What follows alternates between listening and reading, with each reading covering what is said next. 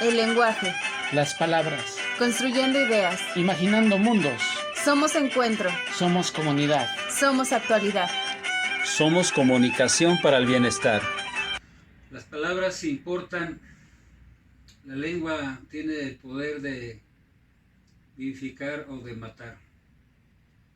Son palabras que utilizó en la oración el pastor metodista al cerrar los trabajos en el Congreso de los Estados Unidos, donde se determinó que el próximo presidente de esta nación será Joe Biden. Estamos en comunicación para el bienestar. Un gusto saludarles aquí con los compañeros que nos ayudan en la reflexión. Ivette Serna. José Luis Flores. Con el gusto de reencontrarnos con ustedes. Hoy precisamente queremos discernir un poco de lo que está sucediendo, especialmente a unas horas de que asuma formalmente la presidencia Joe Biden, prácticamente unas cuantas horas nada más. Y quizás podríamos introducirnos a partir de algún referente contextual. José Luis, ¿nos ayudas? Claro, creo que el referente contextual que no debe faltar es el referente histórico, es decir, Estados Unidos, que se ha asumido desde que es una nación libre, por llamarla así, como una democracia bastante efectiva, un modelo de democracia.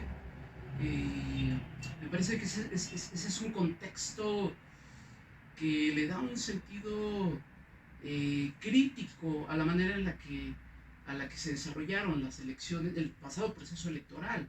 Es decir, habría que ver si lo que en realidad estamos viendo pues es una falla o una serie de fallas justamente en este modelo de democracia que ya tiene que 3-4 siglos de estarse implementando, ¿no? En donde hay un juego de partidos políticos que en esta elección pues vemos que ideológicamente por ahí se tambalean por ahí toda esa parte ideológica, el papel de los propios candidatos, el papel del propio proceso, parte de la cultura electoral, es decir, los debates. Habría que ver si el debate sigue siendo una herramienta útil, si le sigue sirviendo a la gente para ir a votar, es decir, todo lo que implica el modelo de democracia estadounidense. Yo creo que habría que empezar a cuestionarlo, ¿no? Creo que hay saldos muy críticos que está dejando este proceso electoral norteamericano, que nos sirve justamente para ir viendo esa crisis que me parece que tiene el modelo democrático norteamericano. A ver, entonces, el sistema electoral, el sistema de partidos, el sistema político, ¿habría algún otro referente que pudiéramos incluir para contextualizar mejor el análisis? Sí, yo les comentaba hace un rato que el factor religioso, el sistema religioso en Estados Unidos me parece determinante, porque recordemos que Joe Biden es el segundo presidente de fe católica que se elige en Estados Unidos. El primero fue John F. Kennedy, todos sabemos cuál fue su final, ¿no? En un país donde la corriente puritana fue la que conformó las bases, no solo políticas, sino sociales y económicas de ese país, y que ahora los protestantes, son una fracción muy importante dentro de la política. Me parece que sí este factor religioso cobra relevancia. Incluso dentro del mismo Partido Demócrata veo ahí algunas divisiones entre los católicos más conservadores, los católicos más progresistas, como la corriente a la que corresponde Biden, que son proabortistas, también están a favor de la apertura sexual, digamos. Pero también está una ala que es bastante protestante, ¿no? Entonces ahí me parece que el factor religioso también juega un papel importante. también decíamos hace rato sobre el sistema democrático, que sobre esas mismas bases se fundan, ¿no? Los padres de la patria, como ellos dicen, construyen todo este entramado democrático para que las pasiones del pueblo no vayan a poner en riesgo la estabilidad del sistema. Y en este sentido, bueno, el voto de Estados Unidos vale, pero puede no valer, en caso de que quienes estén en la cúpula decidan que lo que quiere el pueblo pone en riesgo los intereses del Estado, ¿no? En este sentido paternalista. Y creo que esta crisis sí nos debe servir para reflexionar si este modelo democrático electoral todavía puede sostenerse, si todavía lo podemos mantener vigente o debemos de ir más allá a una democracia que voltee a ver al pueblo, a un pueblo mayor de edad, responsable de sus actos y con capacidad de discernir sobre lo que está pasando en su contexto. Me parece que también nos muestra que estamos un poco estancados históricamente porque creemos que el modelo de democracia es como el modelo final, el modelo aspiracional, y no nos cuestionamos si puede haber algo más allá de la democracia o puede haber una transformación de la democracia. Y en este mismo estado estamos con el capitalismo, ¿no? Parece que llegamos al estado ideal de mercado y tampoco nos cuestionamos si es posible que exista algo más. Antes de entrar a cuadro, comentabas algo de la incidencia de la pandemia en el proceso. ¿Por qué no nos recuerdas? Sí, yo les comentaba que me parece un poco también que el triunfo de Biden es un poco incidental, que no gana por mucho margen, son escasos 6,000 votos, que si estuviéramos en un escenario no pandémico, quizás los resultados electorales fueran diferentes, ¿no? Entonces, me parece que es un triunfo electoral, pero no es un triunfo democrático. Sí, yo agregaría que además de la pandemia, en este proceso, en este año 2020 de elecciones en los Estados Unidos, también la movilización de Black Lives Matter, ¿no? La importancia, los negros importan, la vida negra importa, ¿no? Que vamos, cobran mucha relevancia, especialmente también en manifestaciones en el Capitolio, y que aunque cobraron un auge a raíz de cómo le arrebatan la vida a este joven, que me ahorita el nombre, George Floyd, ya venía trabajando, no es tan reciente, y se había crecido particularmente en la administración Trump, aunque vienen desde mucho más atrás, desde Martin Luther King. Pero hay una toma de las calles en los Estados Unidos con esta movilización que me parece también pudiera ser considerada un poco antesala de lo que vimos el 6 de enero en Washington, en el Capitolio. En aquella ocasión, en las manifestaciones acerca del movimiento Black Lives Matter, el mismo Trump fue a usar una Biblia en mano para confrontar una imagen que había defendido a la memoria de George Floyd, donde él mismo aparece con una Biblia en mano, que fue muy criticado. Pero bueno, yo cogí con estos referentes, el sistema político, el sistema electoral, el sistema cultural en los Estados Unidos, el factor de la pandemia, tan importante el factor religioso, y las movilizaciones previas a los días efectivos del proceso electoral. Podríamos tener una serie de referentes para dar el siguiente paso. Y aquí yo les quisiera preguntar, ¿cómo ven lo que sucedió en el Capitolio? ¿Cuáles son los rasgos significativos de este evento histórico, el 6 de enero, la fiesta de los Reyes?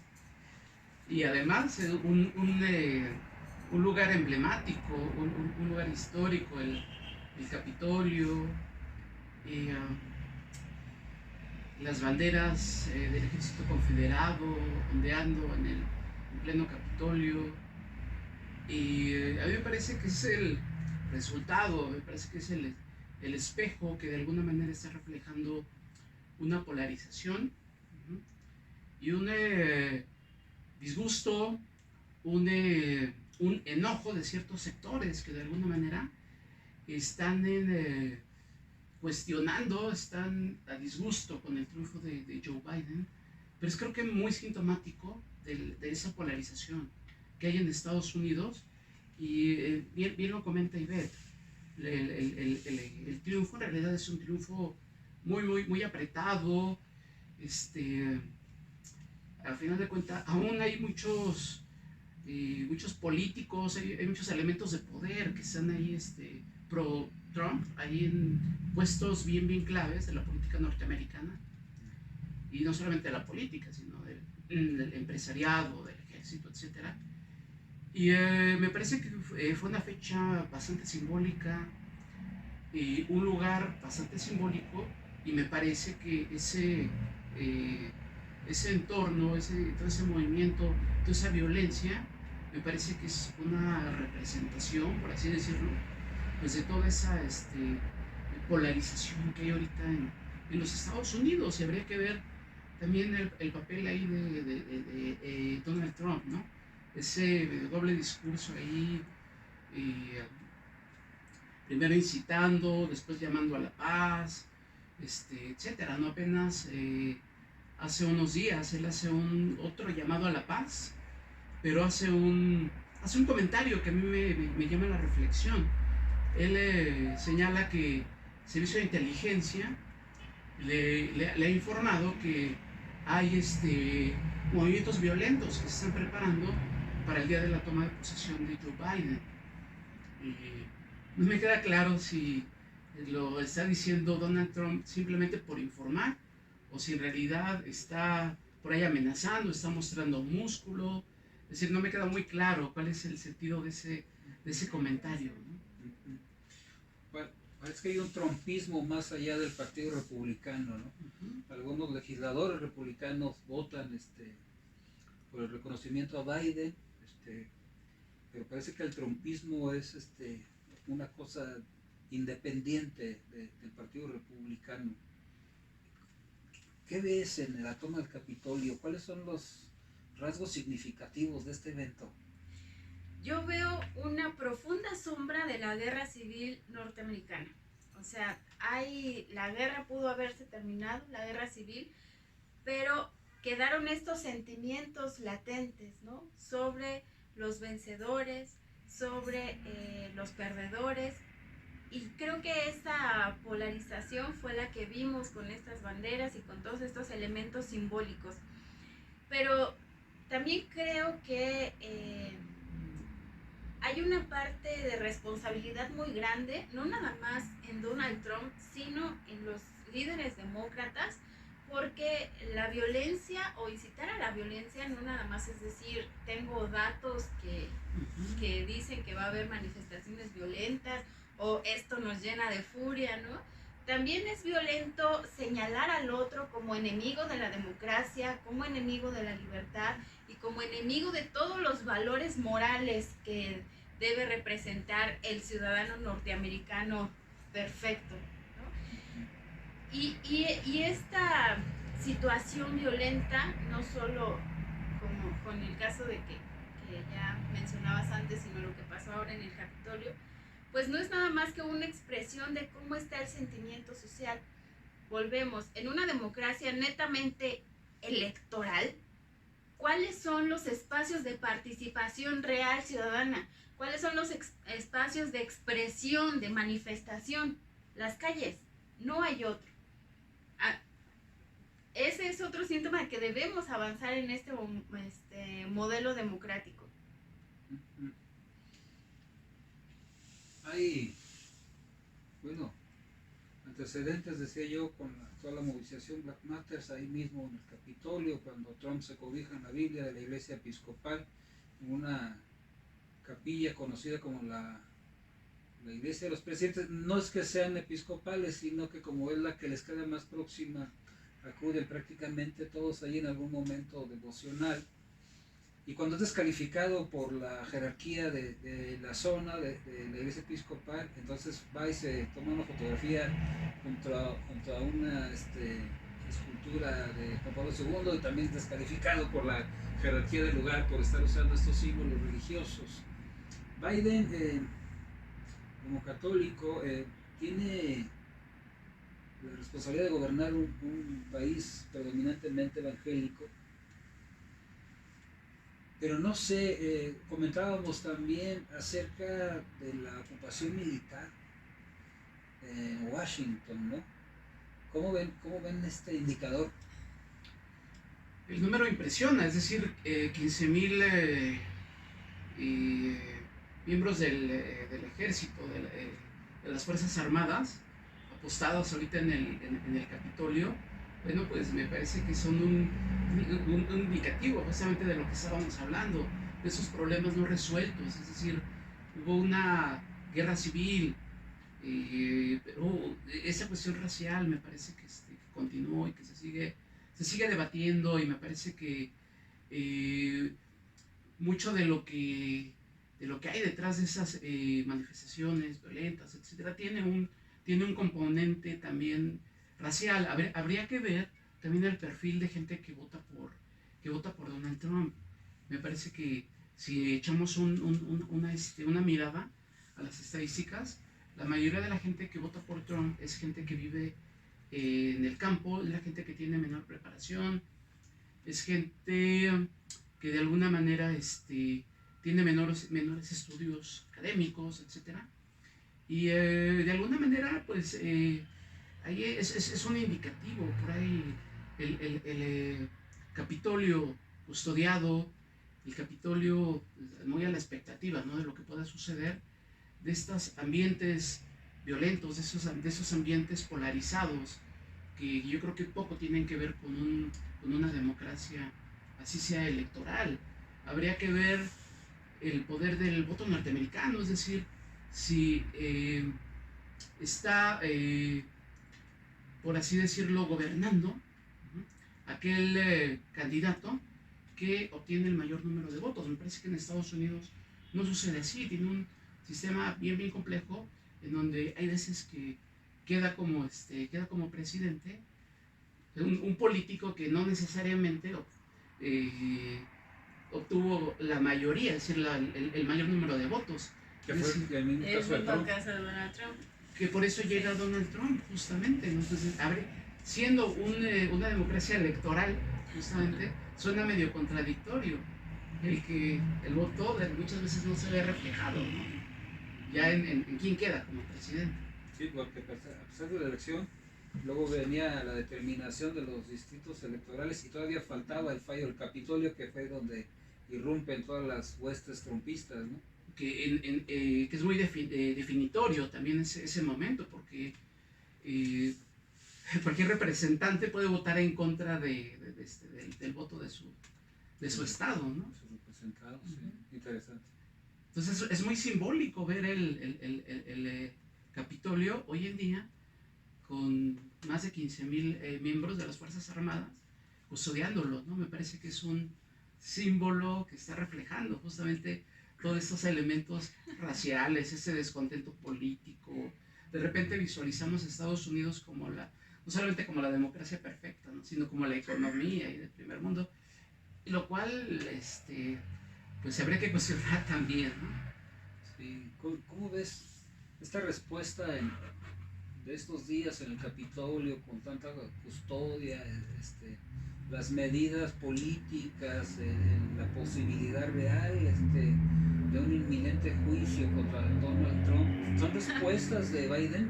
Mira, yo antes de contestarte a eso me gustaría retomar un punto que decías antes sobre el significado del trumpismo, porque me parece importante, porque es un movimiento que representa un sentimiento latente en ese país y que solo encontró en Donald Trump pues la figura mediante la cual expresar eso que ya estaba ahí, ¿no? Entonces, estaba latente. Estaba latente, entonces el trumpismo sobrevive e incluso puede hacerse más fuerte aunque Trump salga de la vida pública, ¿no? Eso me parece muy significativo, porque además estas personas que coinciden con este tipo de ideología son el 50% del país. que no es poco, ¿no? O sea, entonces Estados Unidos no es un país demócrata como el que nos están vendiendo ahorita, es un país evidentemente y gravemente polarizado, y eso también lo vemos en lo que está pasando en el Capitolio. Yo creo que esta movilización de efectivos no es una respuesta de Biden, me parece más una respuesta de la alcaldesa de Washington, porque yo a Biden lo veo en un papel bastante pasivo, no está mostrando el liderazgo que debería mostrar en este momento a unas horas de asumirse como el presidente de la nación más poderosa del país. O sea, me parece más que es una respuesta política de la gente que lo está cobijando, que son los Clinton y que es Obama, y que ahí es donde está su fuerza electoral, donde está su fuerza política y donde también va a estar su fuerza el momento de gobernar. Hay que recordar que Biden en las internas del 2008 apenas obtuvo el 1% de la votación al interior de su partido. Eso significa que no trae un capital político propio, pero sí trae un respaldo con una buena imagen. Y con una vicepresidenta además. Y además con una vicepresidenta fuerte, ¿no? Y aquí este es otro punto, también en el área muy especulativa. ¿Qué pasaría si por alguna situación política o de salud Biden tuviera que dimitir y entonces tuviéramos a la primer mujer presidente de los Estados Unidos en la historia? Eso también puede ser otra jugada, que tuviera, no sé, a Hillary Clinton de vicepresidenta, por ejemplo, ¿no? Dos mujeres. O a la señora Obama, no sé, ¿no? Estoy yo en el terreno de la especulación, pero que me parece pertinente con un liderazgo débil como el que estamos viendo en Biden. Débil por su personalidad, pero también débil ante el trumpismo, más allá de los republicanos que representan básicamente la mitad de la población de los Estados Unidos, con un margen muy estrecho y con una beligerancia no nada más discursiva. Recordar que en Estados Unidos es más fácil comprar armas que comprar medicamentos o algunas frutas, por ejemplo. Todo el mundo puede estar armado, hay diferentes estados que así lo permiten, lo consienten y no tienen límite ni siquiera en la capacidad balística ni en el grueso del calibre que pudieran adquirir. Un ambiente volátil. Se dice también que muy probablemente este próximo 19 de enero podría haber un despliegue importante de fuerzas trumpistas para apelar al fallo antes de que asuma Joe Biden. El respaldo de los Clinton me parece un factor interesante, lo mismo que el apoyo de Barack Obama, que bueno, por las reglas del juego ellos hicieron campaña abierta apoyando a Joe Biden. Me gustaría saber qué piensa Bernie Sanders de todo esto, pero bueno, es mera curiosidad, ¿no? Seguramente se está riendo en algún lugar De la Florida. Sí.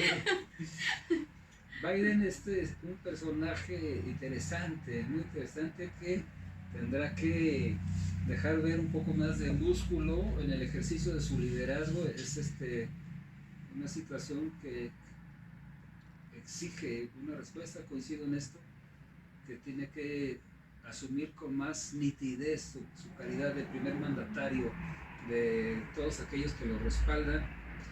Y por otro lado, ¿cómo encontrar a Biden con la oposición?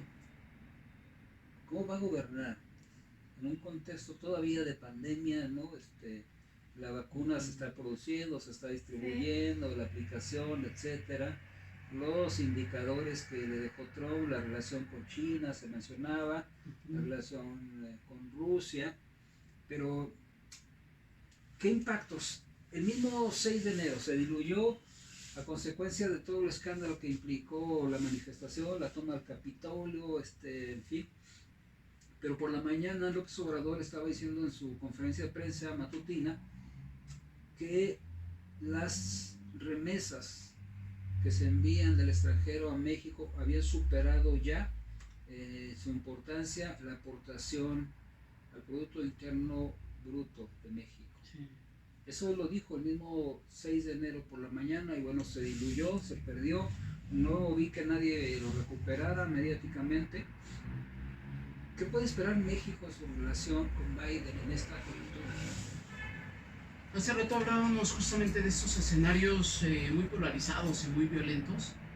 Pero me parece que no son nada nuevos estos escenarios violentos. Siento que me parece que hay todo un cuatrienio de un discurso sumamente violento, ¿no? de Donald Trump. Y mucha de esa violencia pues tomó como escenario México, por así decirlo. Y, vamos, el discurso de Donald Trump es tan curioso que hasta una felicitación te puede sonar como a burla, ¿no? Como la felicitación que le hace a Andrés Manuel López Obrador, ¿no?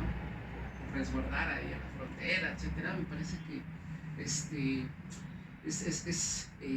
tan curioso ese discurso tan violento, que me parece que uno de los primeros pendientes de Joe Biden creo que tendría que ser la reconciliación, un tanto hacia adentro, hacia los Estados Unidos, como en su relación con México. De repente hay como una percepción desde México del Partido Demócrata. Nos da la impresión de que el Partido Demócrata es más liberal, es un partido que tiene una relación más amable, por así decirlo, con México, pero me da la impresión que es pura especulación, por así decirlo. Es decir, habría que recordar justamente pues, el último presidente demócrata norteamericano, Barack Obama, al cual te referiste hace ratito, y cómo nos fue con Barack Obama, ¿no?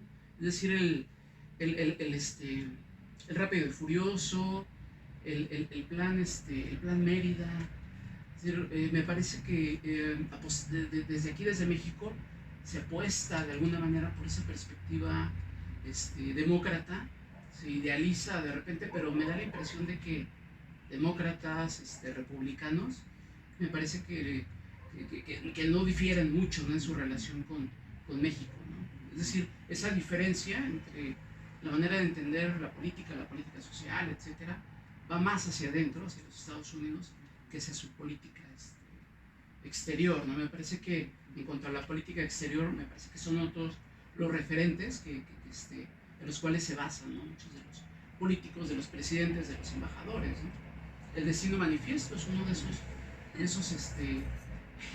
de esas perspectivas ideológicas que me parece que lo tienen bien internalizado, no solamente los políticos, sino me parece que la ciudadanía norteamericana, ¿no? Tiene bien, o una parte muy importante, para no caer en las generalizaciones, esa perspectiva, ¿no? Del Destino Manifiesto, ¿no? Es decir, asumirse como la democracia perfecta y con el derecho, ¿no? de incidir en los demás, los problemas internos de los demás países, ¿no?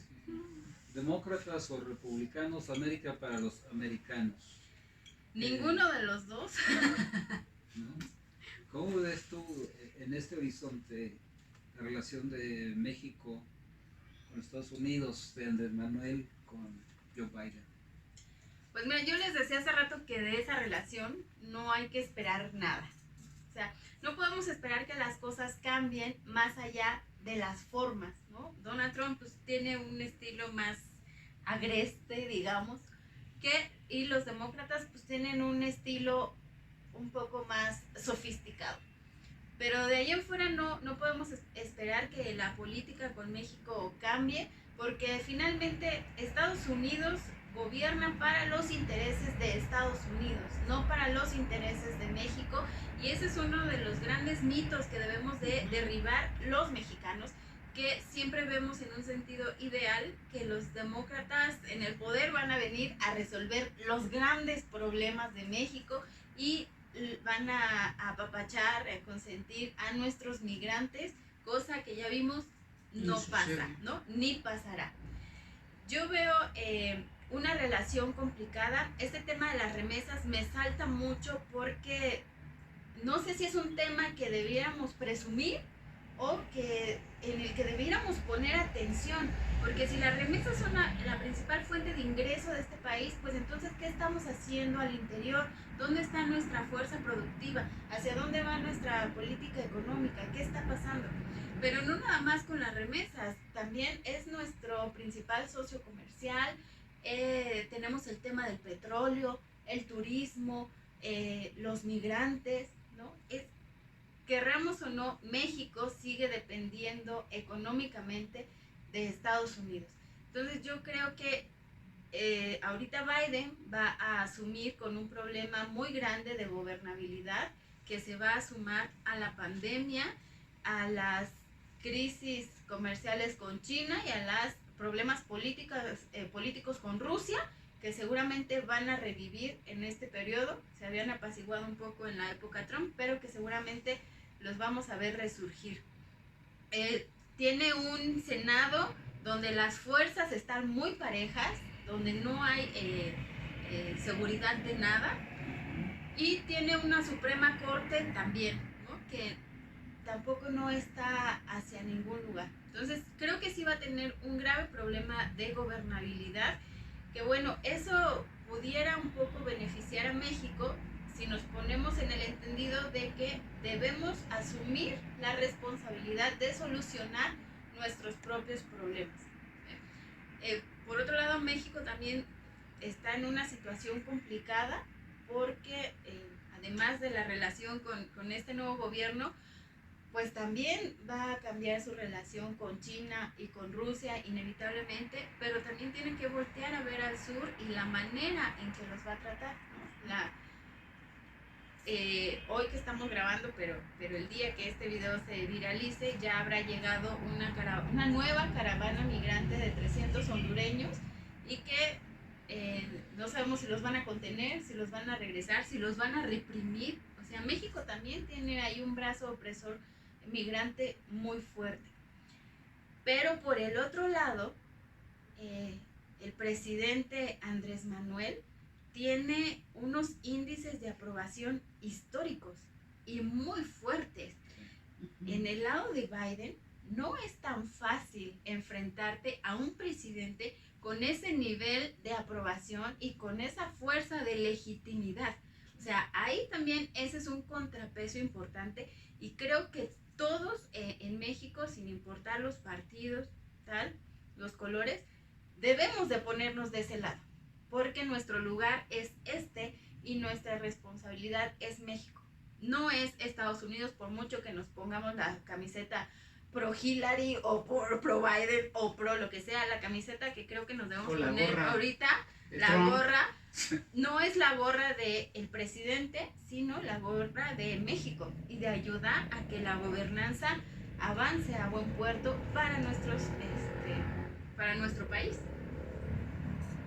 Habría que ver también cómo votaron los latinos en las recientes elecciones. Hubo un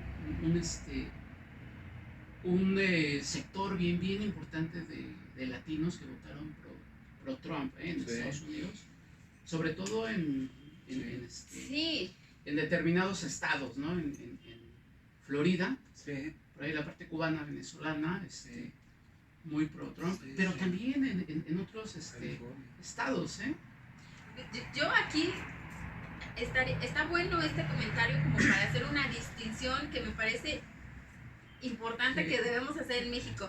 O sea, cuando hablamos de latinos, queremos poner a todos los que hablen español en la misma canasta. Y la verdad es que una cosa son los mexicanos, otra cosa son los cubanos, otra cosa son los venezolanos, otra cosa son los guatemaltecos, etcétera. No nada más cómo votaron los latinos, que son en su mayoría también se han unido al sector protestante, como los venezolanos, los cubanos, etcétera. Y por otra parte los mexicanos. ¿Cómo votaron los mexicanos? Sí, ¿cómo votaron los mexicanos que si bien son bautizados, no son católicos, son guadalupanos? Y eso ya tiene otra concepción de cómo se relacionan en ese país. Entonces sí hay que hacer una distinción. Cuando hablamos de los latinos, me parece que ya es pertinente y empezar a hablar del comportamiento de los mexicanos en ese país, que además no es cosa menor, ya superan a los afroamericanos, me parece, y ya superan a todos los demás países de Latinoamérica. Y en un futuro van a ser determinantes en la elección de presidentes. Y además habría que establecer matices, es decir, los mexicanos de primera generación, de segunda generación, de tercera generación, ¿no? También, sí. Sí, esto es un factor interesante. Ahí habría que diferenciar incluso el voto, digamos, de los mexicanos en Estados Unidos, de las diferentes generaciones, pero también de las diferentes orientaciones políticas, ¿no? Hay también una cierta resistencia, sobre todo con los que tienen problemas de su estancia legal en Estados Unidos, por el temor a votar en consecuencia de que pudieran ser deportados. Hay una serie de factores que complejizan la lectura, ¿no? Aunque me parece que un buen acercamiento de entrada sería las regiones estatales en los Estados Unidos, ¿no? Vamos, Miami, que alberga a muchos descontentos de la migración de Venezuela y de Cuba, como que se identifican un poco más con la dureza del sistema republicano, ¿no? Tienen la capacidad, y bueno, el sistema lo permite, de tener legisladores que abogan por sus intereses en el Caribe y más al sur, y bueno, pues ellos obedecen a una lógica de un interés muy, muy particular en su óptica centro y latinoamericana. Hay un factor que ha incidido mucho los últimos días: los medios de comunicación y muy particularmente las redes sociodigitales. ¿Qué decir de todo esto? ¿Quién hace el relato?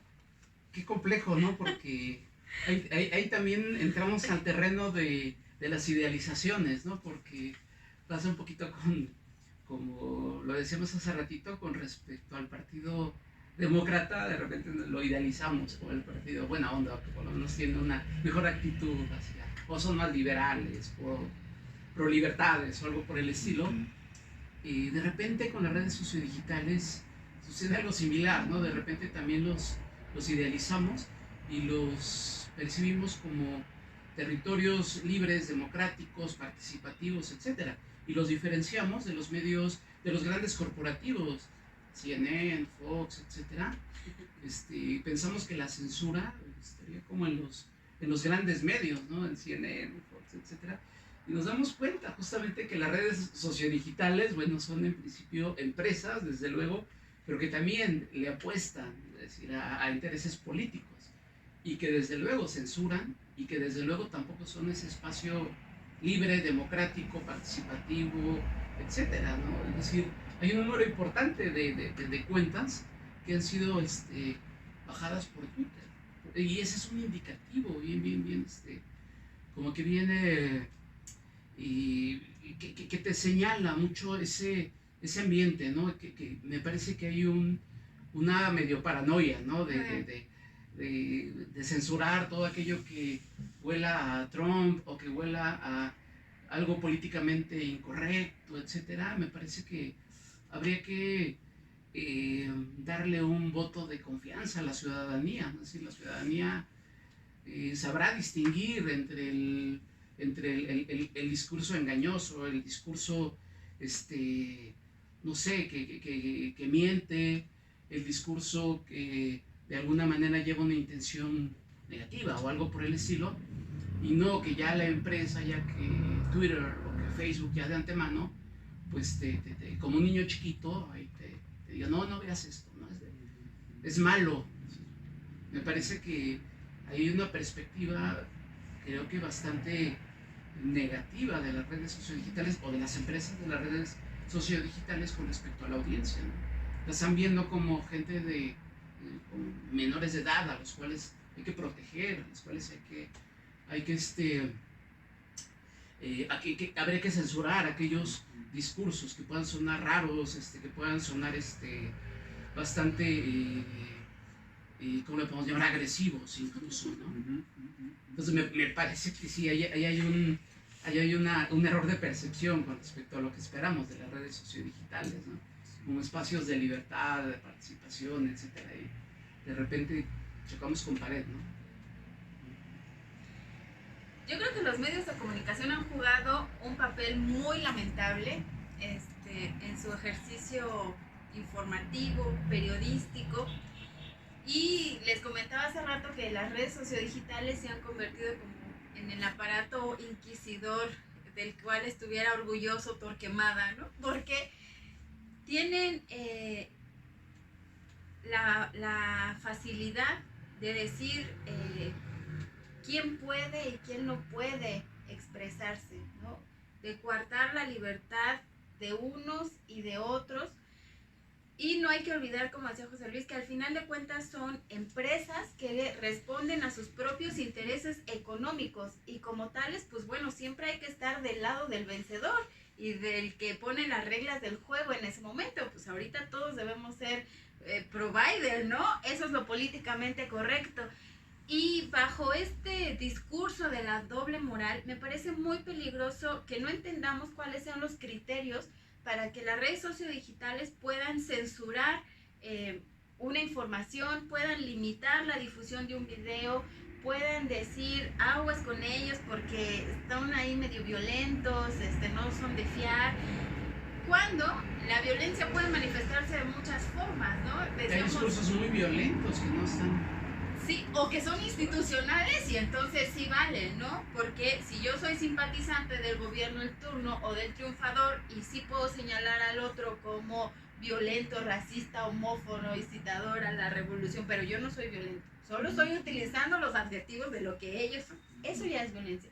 Entonces, ¿cuáles son los criterios para que algo pueda ser censurado y para que algo pueda difundirse? Y peor aún, pasar de la censura a esta coacción que nos lleva a la autocensura.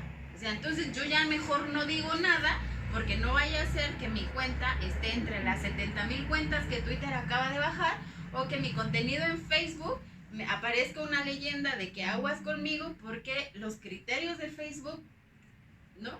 Discrecionales, pues me consideran pues peligroso, o que mi video en YouTube me tenga una circulación restringida porque lo que decimos parece no convenir a los intereses del sistema y de las plataformas. Entonces mejor ya no digo nada y me pongo a hablar pues de otra cosa que no dañe susceptibilidades.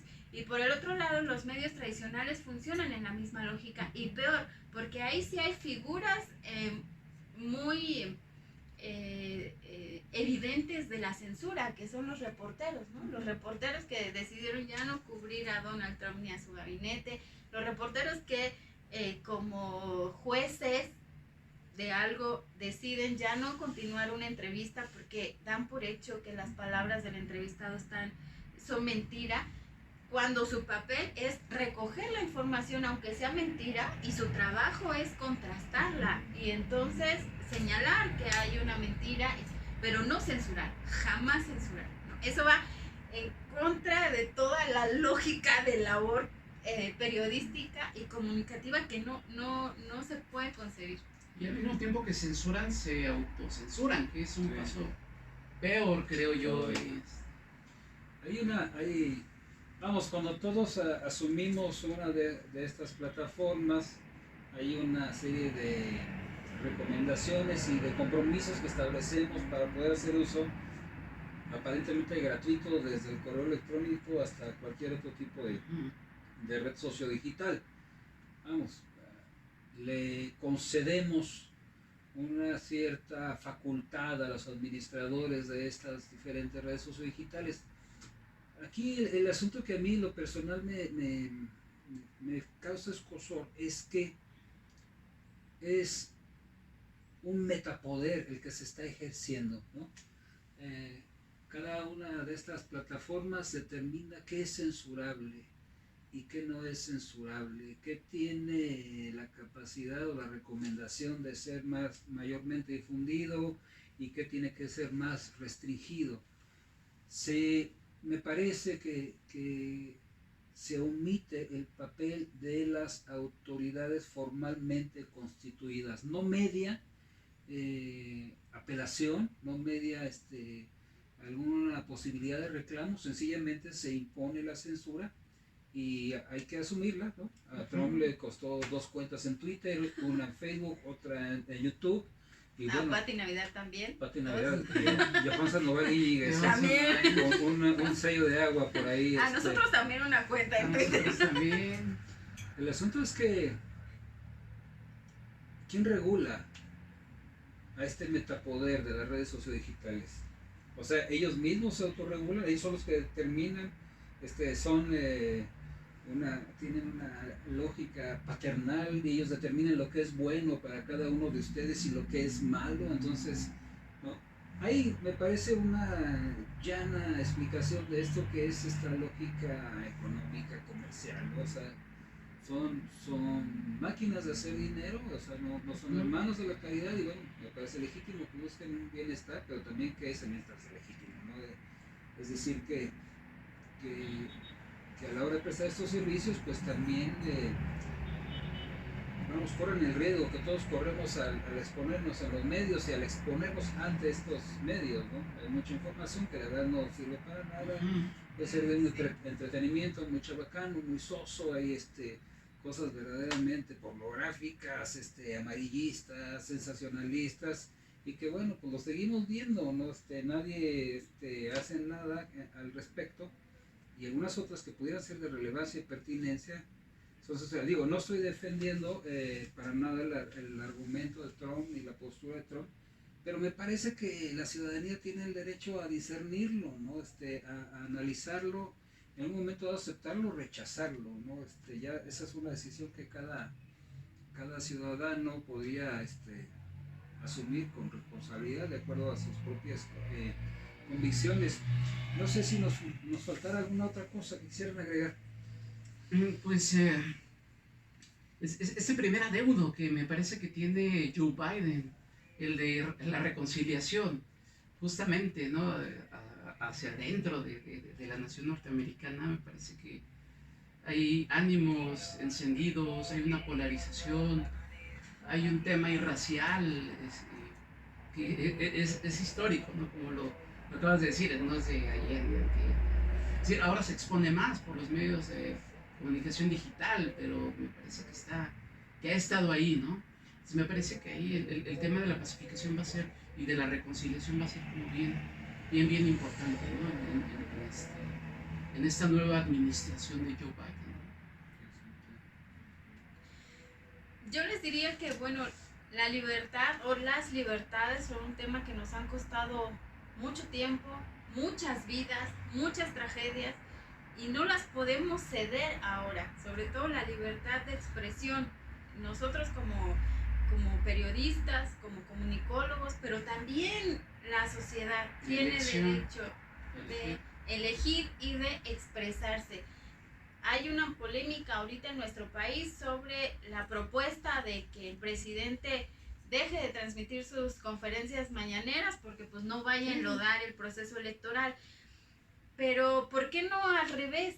¿Por qué no dejar de temerle a la libertad y entonces proponer que los demás gobernadores pues también hagan sus conferencias, que los partidos políticos hagan sus conferencias, que los candidatos salgan a dar información relevante para la ciudadanía y que nos dejen escoger entre cada una de las propuestas, y a lo mejor eso los haría más responsables de sus plataformas y de sus palabras, que como empezaste pesan y además tienen poder sobre la vida y sobre la muerte. Y eso quedó manifestado el 6 de enero en el Capitolio, cuando se perdieron 5 vidas, pero también se manifiesta en este país a diario con los asesinatos políticos y civiles que estamos viviendo.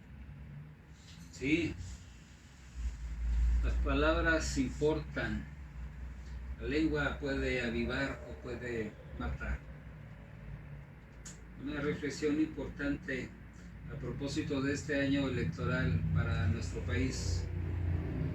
En todas las entidades habrá elecciones, 15 entidades elegirán gobernador, se renovará la Cámara de Diputados del Congreso de la Unión para toda la nación. Hay que tomarlo en cuenta, las palabras importan, la lengua puede avivar o puede matar. Saludos, seguimos en Comunicación para el Bienestar. El lenguaje. Las palabras. Construyendo ideas. Imaginando mundos. Somos encuentro. Somos comunidad. Somos actualidad. Somos comunicación para el bienestar.